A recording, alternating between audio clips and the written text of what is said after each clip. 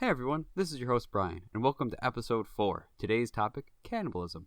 Every time I board a plane, I mentally prepare to sustain myself on human flesh, just in case we crash land on a deserted island. Here's why you should too. Find out about all that and more in this episode of the Pause Button Podcast.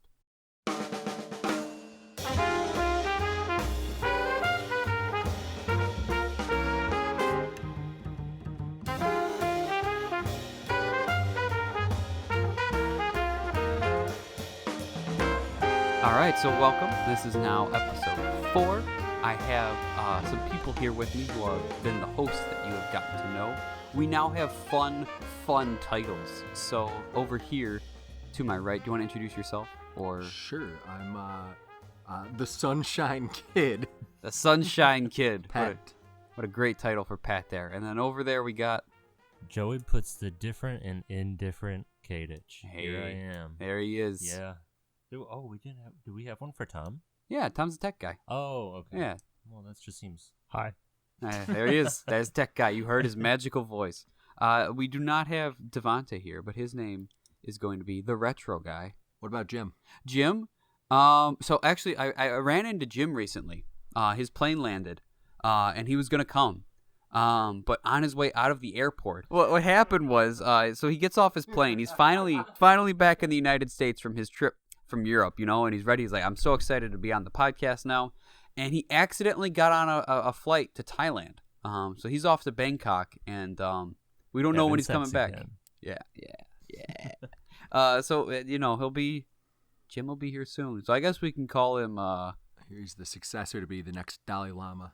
I was going to say the deserter. the deserter.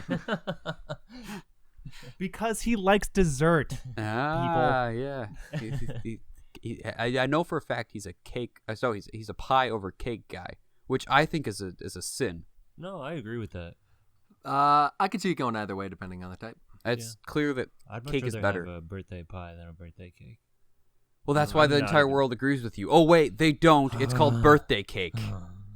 How about we talk about our sweet topic today? All right, so welcome to the Pause Button Podcast. Every other week, your 4 favorite hosts, or sometimes 3, will discuss a pop culture topic, usually related to movies, music, shows, or video games, and we'll do our darndest to entertain you along the way. You can expect surprising facts, funny jokes, deeply depressing monologues, and of course, unrelated witty banter. So sit down, shut up, and open your ears. It's time to hit pause.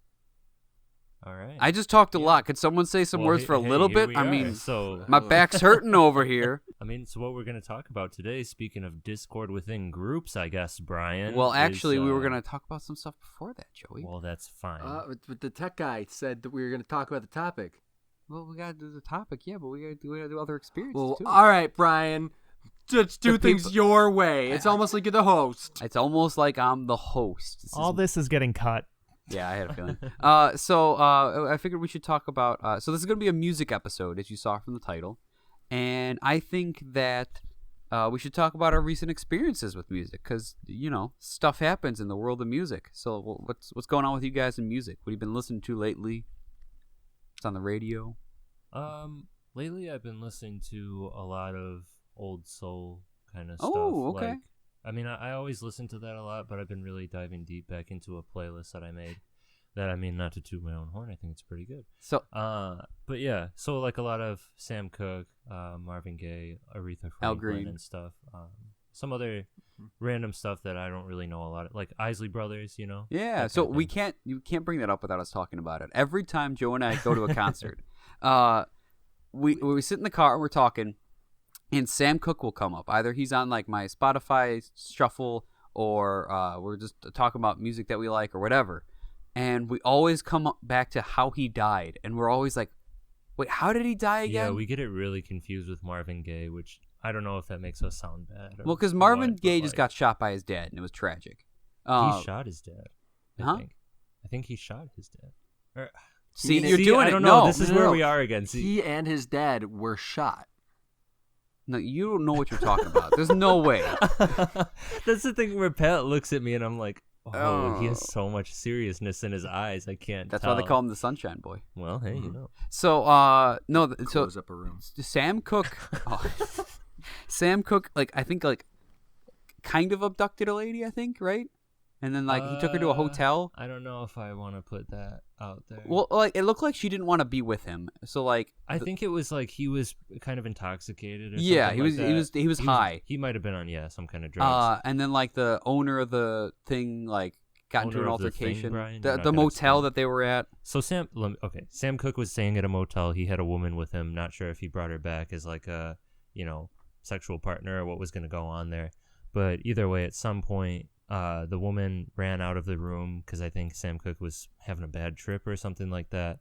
And so Sam Cooke went to the owner of the motel or whoever was watching the front desk and asked her, like, hey, did you see a woman leave somewhere? And she was like, I don't know what you're talking about. So he kind of ended up going kind of crazy on her, I guess. Yeah.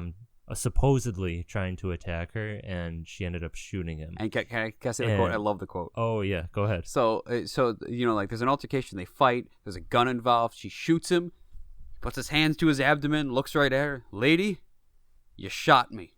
Those were Sam Cooke's last words. And that's how he died. I love his music, but man, is that a weird end. Yeah, it's a weird end. Kind of depressing if you think about it, but yeah. Yeah. So as far as Not as depressing as when Marvin Gaye's father shot him. I told you that's what happened. So anyway, my experiences. Joey and I actually went to Riot Fest recently, the punk rock festival that's held at Douglas Park every September. Yeah, in Chicago. And we saw a lot of different music. Yeah, they have a lot of. I mean, for a fest called Riot Fest, I kind of always expected to be so much metal and stuff, and there is a lot of metal, a lot of different kinds. But... Slayer did their last Chicago show there. Oh yeah, so that's supposed to be their last tour? I didn't. Yeah, they're done, man. Wow, I saw them. I mean, we saw part of it. we heard a song as we walked were leaving. by. Yeah. I've seen it. But they have a lot of different stuff. I mean, they have ska, a lot of ska. Hey, Sunday was ska day. Is that like a general thing there? Or they always have at least like Mighty Mighty Boss Tones, Real Big Fish, one of those ska bands from the latter days is there. But this year, Streetlight Manifesto, Less Than Jake, and Save Ferris were all there on the same day. Yeah. And I died of happiness. It was pretty different because you really don't see a lot of ska bands anymore unless you are Brian. Well, if you look for them, they're there, Joey. It's like the Field of Dreams, all right? Yeah, but actually, the lead singer of Save Ferris, she made kind of a weird comment that we were talking about. She was definitely out there, but she was talking about how Save Ferris is the band on top of the school playing at the end of 10 Things I Hate About You. And then she mentioned like that Heath Ledger died and she had sex with him or something like that. She was like, my pussy's poisonous. Or, I don't know. It was really too much for the moment. She had that like cringy, like, I'm really sexual. And you're like, I didn't ask. A lot of people had very uncomfortable faces on when she said that. Yeah. But like the songs they were doing where all were the fun. cheering stops and okay. We're going there. She's like a fan, and she's like, "Is it okay that I touch you like this?" And it's like, "This is no one wants this. Just play your music." I actually remember that guy's name was Alex for some reason. Oh, huh. Yeah. I have that ready for the court case. We also sites I saw a pineapple with a GoPro taped to it in the middle of a mosh pit. We didn't see it ourselves, but the Village people were there. You know, YMCA in the Navy, they were there. Well, we saw them. We just the didn't first stick two around songs for the song. Yeah. But there was a wall of death, which is two walls of people that charge at each other to start a mosh pit during YMCA. There was a Uno game played in the pit of Anti-Flag on Friday. We weren't there, but yeah, they played Uno in the middle of the pit. I kind of sat down in the grass, had a nice little I also got to see the B-52s perform Rock Lobster, and people pulled out as many inflatable lobsters as they could. Yeah, so we were talking about this before. I didn't know like it was a. I guess I didn't remember B-52s did Rock Lobster, but a lot of people were planning on bringing different kinds of lobsters into the festival. Anything you could. The Reddit thread said just bring any lobster, any form of a lobster. So we were talking about, like, I thought people were going to bring live lobsters into the festival. I was kind of trying to figure out how they would strategically do that. And I was like, you can't bring that. You can't bring in outside food. Or you can't bring in pets. What does this count as? Is this a pet or a food? I said a pet because I was the one who said you could bring them in alive, and Brian was saying, no, you kill those before you bring them in. If you put a mustache on it, then it's a friend. That's true. That's what I did with Brian. That's why he's... That's how I grew mine. Yeah, I haven't taken it off since. But, yeah.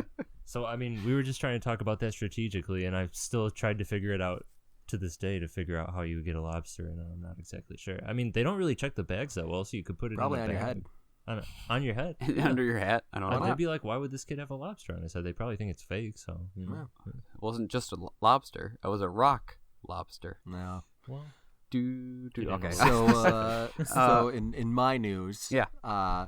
The only song I've been listening to is Mr. Blue Sky on repeat by ELO. No seriousness. I actually haven't been listening to much music recently, so I guess technically I recently played through Link to the Past, and I just started Link's Awakening, so I've been listening to a lot of the orchestral songs from Legend of Zelda series. You know, a lot of people say that it has the best video game music. I mean, they had their own symphonic tour the past couple of years. You can go see them. Definitely have a great soundtrack, but I might argue that Guitar Hero had the best video game music. That's not. I don't. So if you're looking for more music to find, we cannot end the topic about Riot Fest until I talk about this band, The Who. They're from London. They've been around 50. No, so it's not The Who as you think, like WHO. It's The Who HU. They're from Mongolia, and they're a folk metal band. yeah, they were really different from a lot of the different. I've never stuff. seen a band that small. They have like 2 songs on Spotify. Last time I checked. Wait, really? Yeah. Now they have a couple more up, but like before the show, I only saw 2 on there. There was like the Wolf Totem and something else. I think they call him like Chinggis Khan. I think that's like what he's called. Do you think they booked them on accident? No, 100%. Riot Fest is like this. Like, I mean, they book no. everybody. So they just sound like exactly what you think folk metal from Mongolia sounds like, and it's really cool. Which is you don't know what's going on. But it's so No. fun. It's so fun. Yeah, they have a lot of really cool different instruments, and they're really good at throat singing, I guess is what it's called. Yeah, throat singing. They're very different, but I was able to get into it. Yeah. So, I think that's where we can end the recent experiences, unless you guys have anything else to talk about. I've just been enjoying Blink's new album, but you know, that's about it. That's probably it. Yeah. Okay. So, the topic today, it might be a recurring topic in the future, but we love the idea of these bands or music groups from the past that have been able to create amazing songs and albums together while they just hated each other. Like, it's like despite all the odds, they were able to come together and make this beautiful thing that's been remembered for years since. So, what better way to start off with probably the biggest band breakup of all time, the Beatles. Oh, I thought you were gonna say Lou Bega and his accompaniment. That's what they're called, Lou Bega and his accompaniment. Yeah. Mambo a number real 5 band? and Oh, that's who did Mambo number 5? what? Come on, you gotta know that Lou Bega, man. I don't know the artist. I know the song. What a man! I like that Pat knows that. I Pat's want him to known come that around since with he a was Lou like 10. Bega and the accompaniment T-shirt. Absolutely. So That's a good white elephant gift. you know it. So we got the Beatles, and in '63, you know, they came out, did like the whole Beatlemania tour of the world. Like, everyone loved them. Fans jumping over barricades. You can't hear them at their concert. They're screaming. They take a break from touring because it's just too much. They start recording studio stuff. They start smoking drugs and Smoking drugs. Smoking the drugs. Can you tell Brian's never done drugs before? You know? Yeah, because that would be illegal, Joseph. Let's say exactly what drugs you've done right now, Brian. I've been on Zyrtec before, Allegra. All right. Now I'm bored. Oh my god! I just thought about the time when we went to Marcus and we were driving back from watching Guardians 2, and he got pulled over. First off, I got pulled over for turning right and not going straight into the rightmost lane. I went into the leftmost lane, which there are only 2 of them. It's about like 1 a.m. on a Thursday, and I just want to go home because I got work the next day. Guardians 2 is a great movie, but I'm ready to go home. And we get pulled over. And Pat, what did he see in my pocket? He didn't see it in your pocket. He saw it in your cup holder. Ah. It was a Ziploc bag filled with pills. Uh, And he goes, unlabeled. "Hey, can you just show me that real quick?" And you pull out that bag, and I think everyone in the car just puts their hands on their face in some sort of way and starts rubbing it nervously, because you like to carry around bags filled with allergy and ibuprofen. Not and, anymore. Like, Tums Not and- anymore. Not No, after not that. so much after that. It was Tylenol. He checked the number on there and it was just Tylenol. But man, he was like, oh, did I just catch something? And no, it was just Yeah. Definitely thought he reeled in a fish for Yeah, sure. yeah. So anyway, back to the Beatles. They did do drugs. They did some fun, crazy drugs. And they started to go to India and all that, and they recorded like the White Album. So that's kind of where things started to go downhill. It was recorded in India and London from March to October of 1968, and it was so bad that George Martin, their producer, took a sudden leave of absence. One of their engineers, Jeff Emmerich, suddenly quit, and Ringo quit for a brief period in August of that year.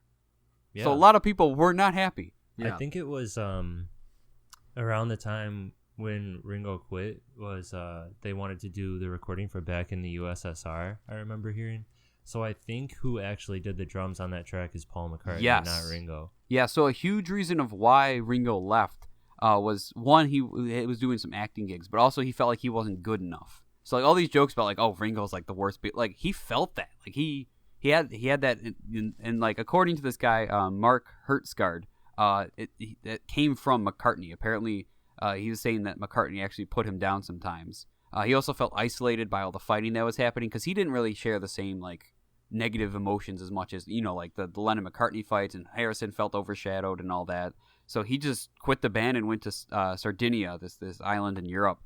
It's west of Italy, to just kind of vacation with his family. And then when he came back, George Harrison had decorated his drum set with flowers, and he saw that as like okay, I can come back. Yeah.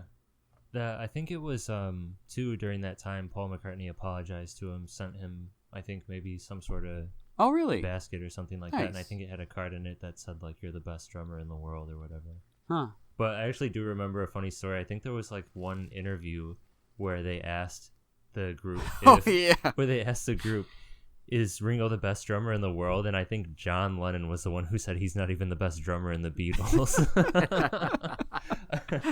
Oh boy. Other things that contributed to some issues. Brian Epstein, their manager, died in 1967, and Paul McCartney saw that as a chance. Like, well, I guess I'll step into these like kind of leadership roles. Phil's shoes is what the word I'm looking for. All right. And that did not go well with the others. John Lennon especially was kind of upset with that. And then George Harrison started to come into his own as a songwriter, and there was just no. If you don't know, the White Album's a double LP, meaning it's twice as long as most records. And in 1969, John Lennon was saying, the trouble is we've got too much material. Now that George is writing a lot, we could put out a double album every month, which is probably an exaggeration, but they're all wonderful songwriters. It's almost just shoving too much through a doorway where it just can't all fit. Yeah, well, and you have to wonder sometimes looking at some of the stuff on the White Album, like, I don't know, could some of George's stuff been better? Like, because they have Revolution 9 on that album. And it's So speaking of Revolution 9, we the whole world public is not alone. Paul McCartney hated that track. Oh, really? Yeah. Oh, good. It's 8 minutes of just noise. I did not remember that it was 8 minutes It's long. their longest song. Huh. No, Yeah, it's trash. you guys ever fully listen to it? No. I think like back in the day, probably a long time ago, but I think even then I probably lost my So attention. there's this you know? wonderful, beautiful track that ends the album, Good Night, and it's lovely. It's got some strings on it, and it's relaxing. It's a little bit 60s at the end, where like each one of the Beatles gets on the microphone and they're like, "Good night," and they all say good night, and it's like, okay, but It's Brian's wet dream to be told goodnight by the Beatles, so he's coming from a place of not the bias. Beatles, Paul specifically. Anyway, All right. to get to it, you have to sit through 8 minutes of number nine, and then it just goes off. If you have not listened to this, I don't know if you should, but it's something. But I was just gonna ask, what's everyone's favorite Beatle? I like Paul the most. yeah, I'd probably say Paul. Yeah, I'm gonna have to go with Pete Best. Oh wow, deep cut, Pete Best. So the real anarchy or dissent in the group started in the beginning with Pete Best. And he was their friend, man. That kind of sucks. Yeah, they Yeah. just. Is the rumor true that they just let him go because they wanted the ugliest drummer in Liverpool? I have no idea. That about sounds that. like total bullshit. Yeah. or I know, something but someone it's something I says. heard. You know, I never heard they asked. let him go because I think it was like the label wanted them to let him go Huh. because they thought that they had found a better drummer in Ringo. So they were like, Yeah. hey, we got a better drummer. Get rid of him. Also, Ringo wasn't that bad looking of a dude. No, it's just stuff you hear. So Paul McCartney hated Revolution 9, But John Lennon hated some of Paul's stuff. The songs like Martha, My Dear, Honey Pie, and Obladi Oblada was just too light. He called Obladi Oblada granny music shit. Just didn't enjoy having fun and being happy, huh? Yeah, Did no, old that John. sounds like John. Yeah. Yeah, no, it's just well, during this time so they went to India, and their Maharishi Mahesh Yogi, the Indian guru that they went there to kind of like meditate with and learn from, he left that very bitter about it all. He felt like the guy was like a phony, and like he wasn't teaching the right stuff. So of course, the best way you can deal with disappointment in your life is heroin. So he started to do heroin, started to have some marriage issues, and then he found Yoko, and then they were inseparable. So, John was not at a good point in his I life. didn't know that John did heroin. That's the first time I heard that. That's yeah. crazy. Well, Oh, yeah. he wrote that song Cold Turkey. Like, we'll talk about that later on, but about quitting and all that. Oh. Yeah. So like he'd want Yoko there as in the studio. So like I think Yoko gets a little too much for like, oh, she broke up the Beatles. Like there was some other underlying stuff, but she's absolutely a part of it. John Lennon wanted her for artistic advice all the time, and the others were like, well, you don't need her advice. Like it's out there. It's weird, Yeah. So the album overall, it's all over the place. Yeah. It's some great music, but I mean, Obladi Oblada and Revolution 9 are on the same record. Rolling Stone called it 4 solo albums under one roof. Yeah, definitely. You can definitely tell like all that stuff is coming from different people. Yeah. Like, you guys know the song The Continuing Story of Bungalow Bill? Well, yeah. Yeah, it's a fun one. It's followed up with George Harrison's like While My Guitar Gently Weeps. Huh. Yeah, that's Just crazy. Yeah, mournful, kinda. like... Much better song. And that's followed up by Happiness is a Warm Gun. Yeah. That's so John. It just like right turns every way. Just like, oh, well, now we're here. Oh, now we're over this way. And it's okay. Yeah. And speaking of like the juxtaposition of John and Paul that you kind of talked about earlier, I remember like talking about the song Getting Better on Sgt. Pepper. Yeah. When Paul's like, I got to admit it's getting getting better all the time. And there's like the background vocal of John saying it can't get no worse. So like I don't know, that kind of gives an idea. I think what happened was like, they started to come into their own. Like Revolver is kind of like, well, Rubber Soul a little bit, and then Revolver getting a little bit more of their style, and then Sgt. Pepper is this beautiful tapestry of everything that they've done and have their different styles all together, and it works. And that's kind of the album cover is a great thing because it's so colorful and mishmash, but it works all together.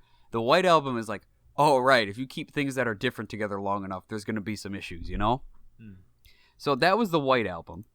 Let's move on to their next album. We just mentioned it. They did Yellow Submarine. It was for the movie. They only had like 5 songs on there. Some of it was like unused material from before. So there's not really much to talk about there. But their next album, in terms of... Sorry, just was Octopus's Garden on Yellow Submarine? Or Octopus's Garden... That was on Abbey Road. Right? That's on Abbey Road, Yeah, yes. okay, never mind. Yeah. So the next album that they recorded was Let It Be. Now, granted, Let It Be came out after Abbey Road, but in terms of how they recorded things, Abbey Road was recorded after Let It Be. So I figured we'd talk about Let It Be next. It was released on May 8th of 1970 in the UK, and then on the 18th in the US. It came out a month after they had already broken up. Yeah. Which I had no idea. Yeah. I did not know that happened. So kind of how they got into it and everything. Paul wanted to start performing live again. He thought like the camaraderie of going on tour would help the band get back together and feel happy and all that. And he's like, George was very against it. Like Beatlemania was too rough on him. He was like, I can't deal with all those fans again.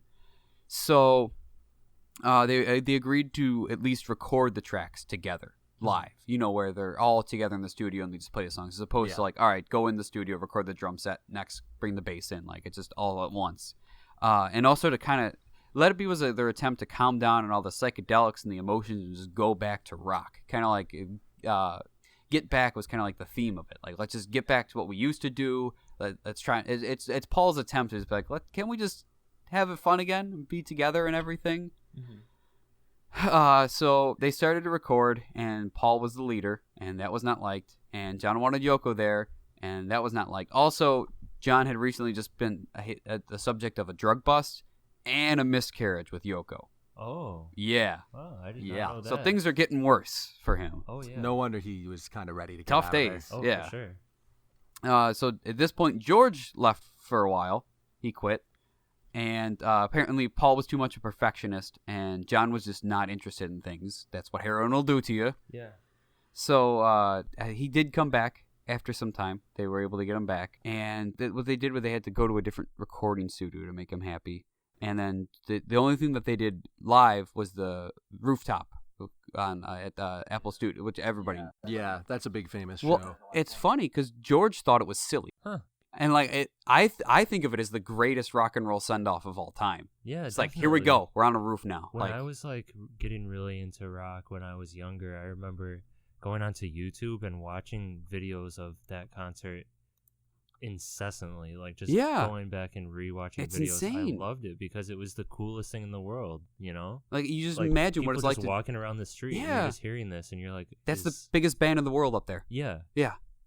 Also during this time they were recording, and I found it interesting, they recorded some of the songs that they later released as solo songs. Yeah. I remember like learning that when I got I used to go to the library and I got some of the Beatles anthology albums from the library. And Teddy Boy is a song that Paul McCartney wrote for his first solo album, but it's on the anthology sessions. Like he had planned for it to be a Beatles song, I think, in the beginning. Yeah, same with Just Another Day, if you know that one. Yeah. Yeah, and John Lennon's Jealous Guy and All Things Must Pass by George Harrison. They also recorded covers too, like a lot of Bob Dylan stuff. Oh. Like I Shall Be Released, and I love they covered Positively 4th Street. You know that one? No. That's the one where it's basically just Bob Dylan singing a song about like, you suck. Like, I hate seeing you. And I love the last line. He's like, I just wish just for one time you could stand inside my shoes. You know what a drag it is to see you. Yeah. It's kind of fitting that like they hated each other and they're doing this song, I thought. Yeah. But generally it was just not fun. Yeah. And Phil Spector was there and he remixed the tracks, put in a lot of orchestras and choirs. He has like a technique that people call like a wall of sound. And he even slowed down Across the Universe so much that it went from the key of D into D flat. Wow. So if it's slow, that's what happens when you slow stuff down. It sounds lower, right? Yeah. A huge thing was The Long and Winding Road. He added like everything into that wasn't just piano. Yeah. Paul was furious. Yeah, Paul. I've heard that's notorious. Like Paul hated the way that was recorded. Yeah, he tried to stop the record going on sale. Oh, I didn't know that. Yeah. But John, in typical fashion, disagreed. And in 1970, he said he, as in Phil Spector, was given the shittiest load of badly recorded shit with a lousy feeling to it ever, and he made something of it. Hey, that's fair, I guess. I really like that album overall. It's crazy, you know, how much came out of it, and because I think there's a lot of very memorable songs on that. Yeah, I mean, they're sitting there just like, I'm ready to leave the band, and like, I hate your wife, and like, all right, let's record Get Back. Like, yeah. Well, and can you imagine being Billy Preston, the keyboardist who came in and he was doing all that stuff with them? Like, he's not. Mom and Dad, please don't fight. Been around. I'm just here to play piano. Like, he's just in here doing his job, you know. If you're interested in listening to the album without Phil Spector stuff, there was a release in 2003 called Let It Be ... Naked, and I love it. They take out all that extra shit and just bare bones what they wanted. And yeah, it's really cool. So I figured to take a break here, and what we're gonna do is we're going to play the Spotify guessing game. All right. It's gonna be very official, and there's a prize for the winner. What's the prize? You'll find out if you win. It's not gonna be me. Yeah. So I have here pulled up on Spotify the Beatles and their top tracks of all time, according to how they've been streamed since they released it on platforms in like 2000, was that 15 or 16, maybe 17? I don't know. They recently did it. So since then, I have all their tracks here and which ones have been played the most. So whoever can guess the highest song just might. I know it. Oh. I know it. Wow. All right. This has been the Spotify guessing game. All right. So Pat, what do you think the number one played Beatles song on Spotify is? I don't know, like Let It Be or something? Let It Be is a great guess. You are at number 2. Ah. Well, at least it wasn't a good... Yeah, that's a great... It wasn't too far off. Joey, Yeah. what's number 1? Well, do you want to have Tom guess? Oh, yeah, Tom, yeah. I wish it was Obladi, Oblada. So, big surprise, Obladi, Oblada, not in the top 10. It's I a thought fun you were about song. to say it's a big surprise. It is. No.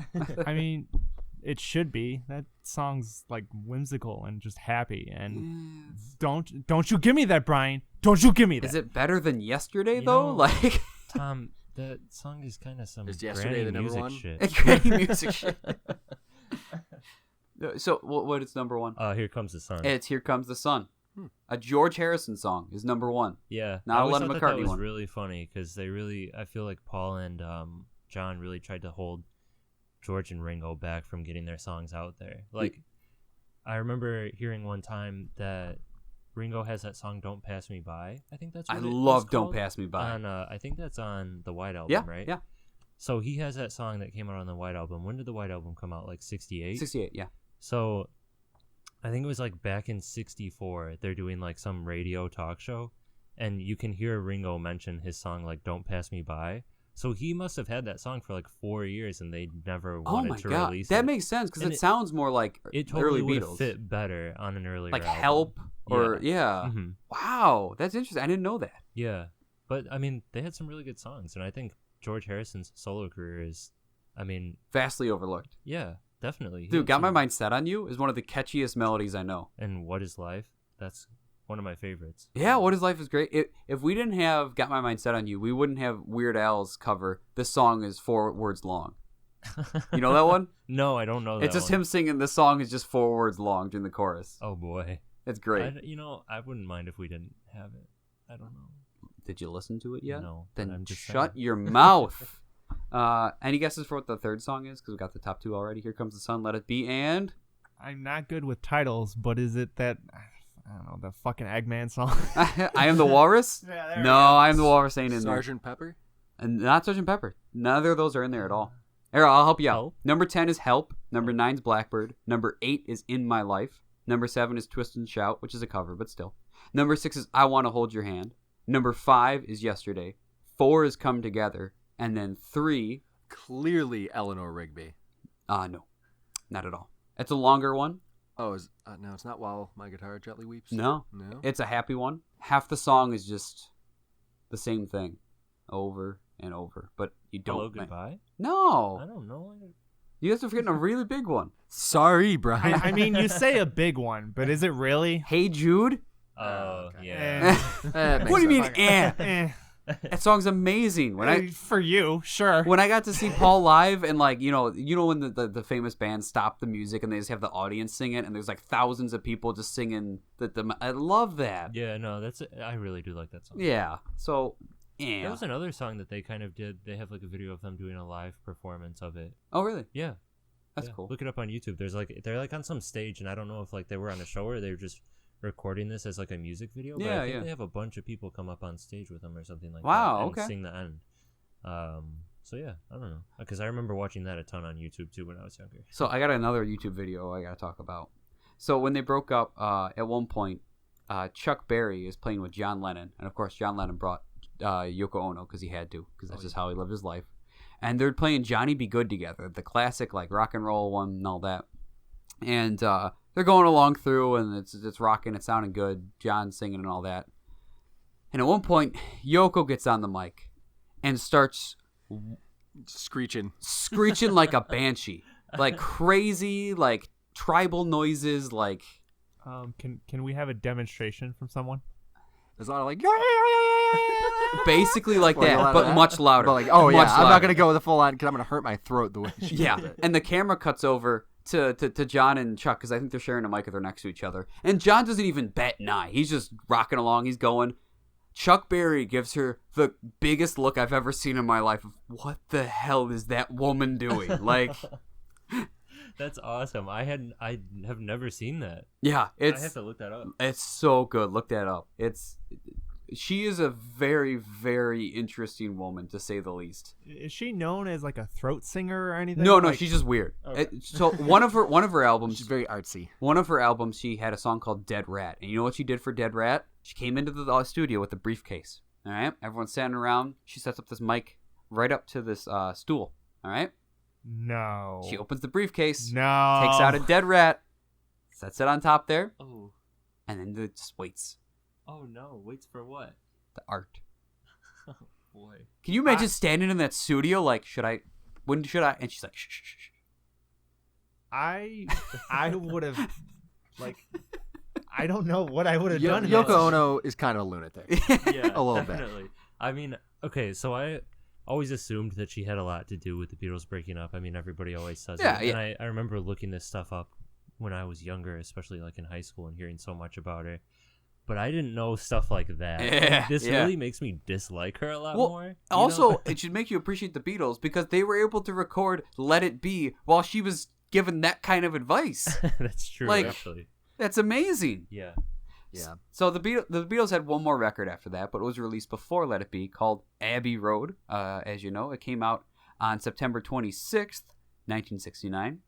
And before the record had even come out, John had privately left the group. And Paul wanted to record again. And George Martin said, sure, but only if I get to produce it like I used to. George Martin was taken aback because he's like, "Let It Be" was terrible. Like, as an experience, why would I ever get asked back? But he's like, sure, I'll do it. And this is Paul just like, let's just try to get the old times, desperately holding on. We got to make this work. They only took 3 weeks off in between "Let It Be" and Abbey Road. So they hated each other. They spent a lot of time in this. seriously? 3 weeks off, and they went right back into it. What? I don't understand. Like, it's like they set themselves up for failure. Yeah. I mean, they did great. I mean, it was fantastic, but I don't know how they made it happen. My guess is like Paul was like afraid if he let go, if they took some time apart, they'd all realize that this is just, you can't do this That they- anymore. yeah. So Probably he- wanted to get out just a little bit more content. Yeah. Yeah. So, although George Harrison did say we did actually perform like musicians again. And at the start, Lennon and McCartney got along a little bit like they used to. And then Paul got mad at Yoko. Yoko had a car crash during this time.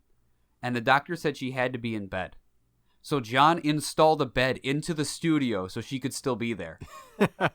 It's insane. Like, that Yeah. man needed that woman around. Like, he was very desperate. emotionally reliant. Yeah. It's pretty easy to blame Yoko for a lot of the issues, but I think a lot of it lies dead on John's feet and a little bit on Paul. Yeah. Oh, yeah. I think both of them. They're Yeah. both very stubborn. I mean, people. like artists that get in their own head and they have their vision that they want, and someone's different, and like when they make it work, like you talk about like Pink Floyd or any of those other bands that hate each other. you know. Well, Meanwhile, Ringo and George are in the background, just like looking at each other, like, "All right, well, we get along." I wrote this Yeah. song. Oh, that's really cool. You think they'll listen to it? Nah. Yeah. I've heard Ringo referred to as a lot of times like the glue that really helped a lot of things stick together through some really hard times. Yeah. I think because, like you said, he's naturally, I think, a much more cheery person. Oh yeah. I mean, You like know? listen to the songs. Octopus's Garden. Like it's just. I got the chance to see him at Ravinia this year, and like. If you don't know what he does, it's the tour he does is called Ringo Starr and his All-Star Band with like 2 R's like his name. And he just gets everybody from a random band that you forgot about. Like Colin Hay from Men at Work. He also has one of the guitarists from Santana. I'm trying to think of who else he has in his band. And they just do like a bunch of like songs from the bands that they've been in before. So like you're going along and all of a sudden they're playing like Who Can It Be Now? And you're like, oh wow, yeah. And then they do like what's Santana's big song? Black Magic Woman. Mm-hmm. Like, and then they'll jump into like Octopus's Garden, like, or Boys. Like it's crazy. Yeah, So he seems like a guy you can get along with pretty well, right? definitely. Trying to see. Oh yeah, people from Toto are there in there too. Really? Yeah, so they Okay. do Africa sometimes, and I don't know if you know the band Average White Band. They had the big song "Pick Up the Pieces." They're in there too. No. Yeah. So and Oye Como Va, they do that too. So all that was going on during this album. John just wanted an album. He just wanted to do a straightforward, like, let's just record some music. Paul wanted a concept album that was kind of like tied together. So the agreement was a split between the two. The front half of the album is going to be just the songs that kind of don't work together and all that. And then the back was going to be McCartney's contributions, or according to John Lennon, music for the grannies to dig. And quote unquote, not real songs. What? Junk. Just bits of songs thrown together. So, yeah, they were really unhappy during that time. But if you listen to the album, like, the back half is pretty, like, just kind of thrown together in a weird way that somehow works, that only the Beatles could have pulled off. Yeah, Mhm. definitely.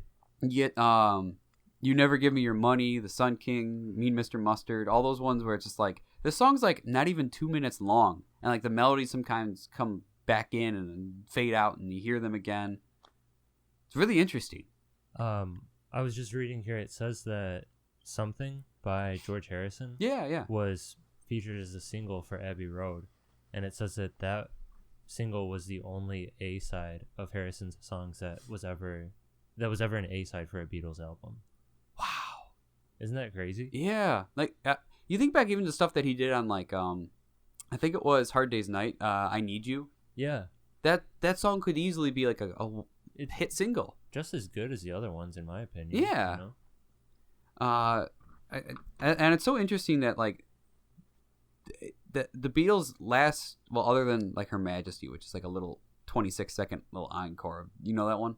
What? I'm sorry. What was Her that? Majesty. Oh, yeah. Song at the end. Yeah, I just like a little that one, ditty. actually. Other than that, they ended it with that whole like Golden Slumbers, Carry That Weight, the end kind of thing. I love Golden Slumbers. It's beautiful. It's Paul at his most, just like great orchestral stuff together. Yeah. And Well, apparently he was like trying to remember. I think he got some of it from like a song that he used to play as a kid or something like that. really, Yeah, I think, but he couldn't remember like or find whatever piece of He music was it just- was from. So he won the lottery in terms of genetics to have an amazing mind. You know, Yeah. everybody tells a story about how he heard. Was it yesterday? yeah, yesterday he like wrote after having a dream about it or something. And then Let It Be. He had like a dream about his mom.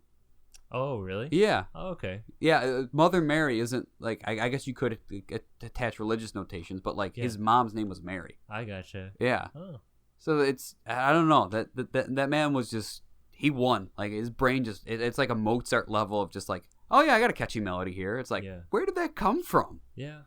Well, you could say that. I mean, for a certain amount of time. So His what? solo career is. Those are the 3 albums, and then so at one point the Beatles rejected John Lennon's Cold Turkey, so he gave that to the Plastic Ono Band, which is kind of what he did after. They had plans for another album, but then like I said, in September of 1969, John left discreetly so that Let It Be would still sell well, even though it came out when they broke up anyway. And then by April of 1970, Paul publicly said that he was leaving, and that was when the Beatles officially ended. Hmm. So Yeah, there's not really a Beatles without either of those two. yeah. Oh, yeah. Oh, and you do kind of get a sense of what's going on when like the Beatles aren't over until Paul publicly says that it's over. You know. Yeah, I mean, I think Paul is also a very controlling person. I bet you think, can get along know. with him really well until you have ideas of your own. He's like, well, that's not my idea. Yeah. So.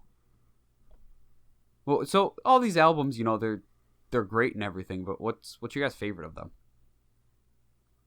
When I was younger, like I really used to be into the White Album, and I loved the up and downness of it, how everything changed. But I think now I'm probably a lot more into Let It Be, actually. Really? Yeah. I mean, I love the other ones so much, and there's so much great stuff on both of them, but I really like the way like Let It Be is. And I think just having the memory like of watching those videos as a kid of the rooftop concert really pushed it along. Nostalgia's we could do a whole episode about how nostalgia and music are tied together. Yeah. Yeah, I'd say I'm pretty fervently into the White Album.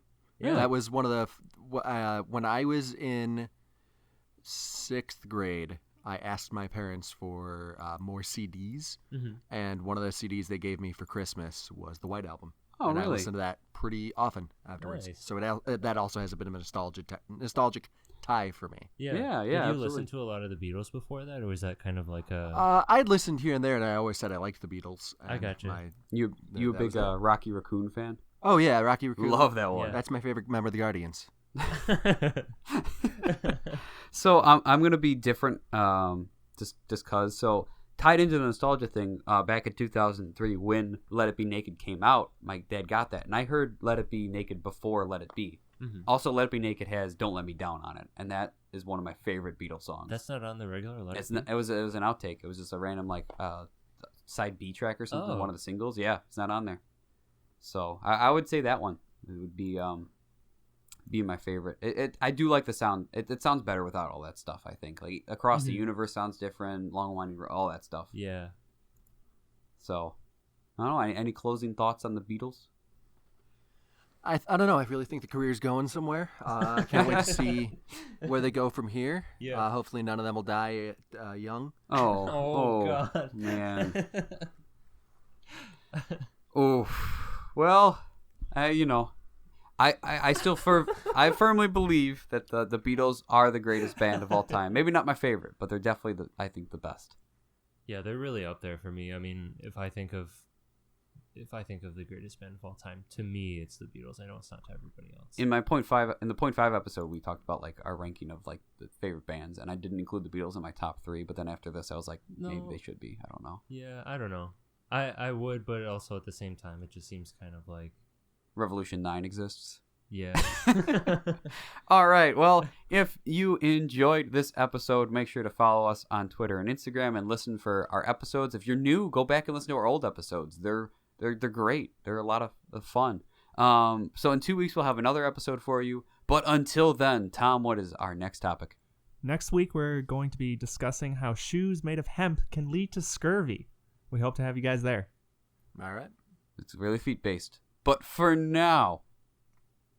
Now we're going to press pause.